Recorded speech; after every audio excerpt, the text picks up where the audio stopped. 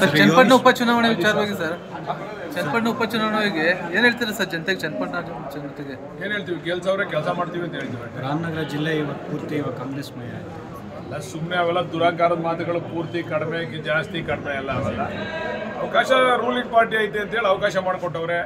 CP Yogeshwar ಅವ್ರಿಗೊಂದು ಅವಕಾಶ ಕೊಟ್ಟವ್ರೆ. DK ಶಿವಕುಮಾರ್ ಅವರ ಕಾರ್ಯ ಮುಖ್ಯಮಂತ್ರಿಗಳ ಕಾರ್ಯ ನಮ್ಮ ಸರ್ಕಾರದ ಕಾರ್ಯನ ಮೆಚ್ಚಿ ಜನ ಓಟ್ ಹಾಕವ್ರೆ.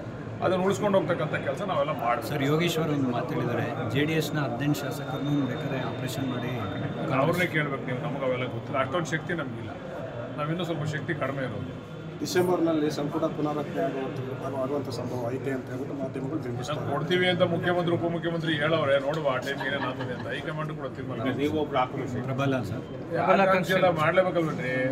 ಎಷ್ಟಿಸನ್ರಿ ಪೊಲೀಸ್ ಕೆಲಸ ನಮ್ಗಿನ್ನೂ ಪೊಲೀಸ್ನವರಾಗಿದ್ರೆ ಇಷ್ಟೊತ್ತಿಗೆಲ್ಲ ಪ್ರಮೋಷನ್ ಸಿಕ್ಕಿ DYSP ಆಗ್ಬಿಡೋರು 35 ವರ್ಷಕ್ಕೆ. ನಮ್ಗಿನ್ನೂ ಪ್ರಮೋಷನ್ ಸಿಕ್ಕಿಲ್ಲ, ಬರೀ ಅಲ್ಲೇ ಇದೀವಿ ನಾವು. ಪ್ರಬಲವಾದ ಆಕಾಂಕ್ಷೆ ಕೇಳ್ತಾ ಇದೀವಿ, ಪ್ರಬಲವಾಗಿ ಒತ್ತಾಯ ಮಾಡ್ತಾ ಇದ್ದಾರೆ. ಪ್ರಬಲ ಅಲ್ಲ, ಆಗ್ಲೇಬೇಕು, ಒತ್ತಾಯ ಮಾಡಿದ್ರೆ ಸರ್ ಆಗ್ಲೇಬೇಕು ಅಂತ ಹೇಳ್ತಾ ಇದ್ದೀನಲ್ಲ. ಒತ್ತಾಯ ಏನದು, ಆಗ್ಲೇಬೇಕು, ಈ ಬಾರಿ ಆಗ್ಲೇಬೇಕು. ಬೇರೆ ಬೇರೆ ಲಾಬಿ ನಡೆಸ್ತಾ ಇದ್ದಾರೆ. ಲಾಬಿ ನಾನೇ ನಡೆಸ್ಬೇಕು, ಗೊತ್ತಿಲ್ವ ಯಾರು ಸೀನಿಯಾರಿಟಿ, ಯಾರು ಕೆಲಸ ಮಾಡೋರೆ, ಏನು ಮಾಡೋರೆ. ಮೊನ್ನೆ ಉಪಚುನಾವಣೆಯಲ್ಲಿ ಯಾರ್ಯಾರ ಶಕ್ತಿ ಏನು, ಯಾರ್ಯಾರು ಏನೇನು ಕೆಲಸ ಮಾಡೋದಿಲ್ಲ ಗೊತ್ತದಲ್ಲ, ಹೈಕಮಾಂಡ್ ಗಮನಕ್ಕೆ ಬಂದಲ್ಲ. ಸರ್ ಯೋಗೇಶ್ವರ್ಗೆ ಏನೋ ಕೊಡ್ತಾರೆ ಅಂತ ಇರಲಿ, ಅವರು ಆಕಾಂಕ್ಷೆ, ಅವರು ಆಸೆ ಇರಲ್ವ. ಯಾವ ಮನುಷ್ಯನಿಗೆ ಆಸೆ ಇರಲ್ಲ ಮಂತ್ರಿ ಆಗ್ಬೇಕು ಅಂತ. ಅವ್ರಿಗೂ ಆಸೆ ಇದೆ, ನಮಗೂ ಆಸೆ ಇದೆ, ಅದು ಹೈಕಮಾಂಡ್ ತೀರ್ಮಾನ ಮಾಡ್ತೀವಿ. ಸರ್ ಈಗ ಸೋಲೂರು ಹೋಬಳಿ ಮಾಗಡಿ ಸೇರಿಸೋ ವಿಚಾರವಾಗಿ ಏನಾಗಿದೆ ಸರ್? ಖಂಡಿತ ಮಾಗಡಿಲೇ ಇರ್ತದೆ, ಯಾರು ಆತಂಕ ಪಡೋ ಅವಶ್ಯಕತೆ ಇದೆ. ಸರ್ ಚನ್ನಪಟ್ಟಣ ಉಪಚುನಾವಣೆ ವಿಚಾರವಾಗಿ ಸರ್ ಚನ್ನಪಟ್ಟಣ ಉಪಚುನಾವಣೆಗೆ ಏನು ಹೇಳ್ತೀರಾ ಸರ್ ಜನತೆಗೆ ಚನ್ನಪಟ್ಟಣ ಜನತೆಗೆ? ಏನು ಹೇಳ್ತೀವಿ, ಗೆಲ್ಸವ್ರೆ ಕೆಲಸ ಮಾಡ್ತೀವಿ ಅಂತ ಹೇಳ್ತೀವಿ. ರಾಮನಗರ ಜಿಲ್ಲೆ ಪೂರ್ತಿ ಕಾಂಗ್ರೆಸ್ ಮಯ ಅಲ್ಲ ಸುಮ್ಮನೆ ಅವೆಲ್ಲ ದುರಾಕಾರದ ಮಾತುಗಳು ಪೂರ್ತಿ ಕಡಿಮೆ ಜಾಸ್ತಿ ಕಡಿಮೆ ಎಲ್ಲ ಅವೆಲ್ಲ ಅವಕಾಶ ರೂಲಿಂಗ್ ಪಾರ್ಟಿ ಐತೆ ಅಂತೇಳಿ ಅವಕಾಶ ಮಾಡಿಕೊಟ್ಟವ್ರೆ. CP ಯೋಗೀಶ್ವರ್ ಅವ್ರಿಗೊಂದು ಅವಕಾಶ ಕೊಟ್ಟವ್ರೆ. DK ಶಿವಕುಮಾರ್ ಅವರ ಕಾರ್ಯ ಮುಖ್ಯಮಂತ್ರಿಗಳ ಕಾರ್ಯ ನಮ್ಮ ಸರ್ಕಾರದ ಕಾರ್ಯನ ಮೆಚ್ಚಿ ಜನ ಓಟ್ ಹಾಕವ್ರೆ.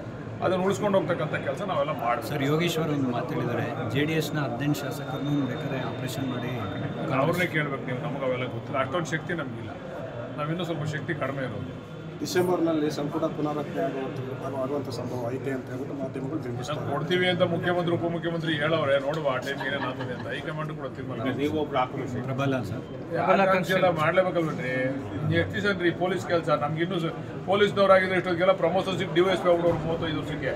ನಮ್ಗಿನ್ನೂ ಪ್ರಮೋಷನ್ ಸಿಕ್ಕಿಲ್ಲ, ಬರೀ ಅಲ್ಲೇ ಇದೀವಿ ನಾವು. ಪ್ರಬಲವಾದ ಆಕಾಂಕ್ಷೆ ಕೇಳ್ತಾ ಇದೀವಿ, ಪ್ರಬಲವಾಗಿ ಒತ್ತಾಯ ಮಾಡ್ತಾ ಇದ್ದಾರೆ. ಪ್ರಬಲ ಅಲ್ಲ, ಆಗ್ಲೇಬೇಕು, ಒತ್ತಾಯ ಮಾಡಿದ್ರೆ ಸರ್ ಆಗ್ಲೇಬೇಕು ಅಂತ ಹೇಳ್ತಾ ಇದ್ದೀನಲ್ಲ. ಒತ್ತಾಯ ಏನದು, ಆಗ್ಲೇಬೇಕು, ಈ ಬಾರಿ ಆಗ್ಲೇಬೇಕು. ಬೇರೆ ಬೇರೆ ಲಾಬಿ ನಡೆಸ್ತಾ ಇದ್ದಾರೆ.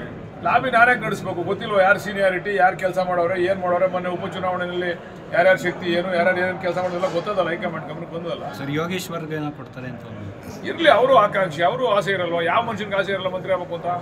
ಅವ್ರಿಗೂ ಆಸೆ ಇದೆ, ನಮಗೂ ಆಸೆ ಇದೆ, ಅದು ಹೈಕಮಾಂಡ್ ತೀರ್ಮಾನ ಮಾಡ್ತೀವಿ. ಸರ್ ಈಗ ಸೋಲೂರು ಹೋಬಳಿ ಮಾಗಡಿ ಸೇರಿಸೋ ವಿಚಾರವಾಗಿ ಏನಾಗಿದೆ ಸರ್?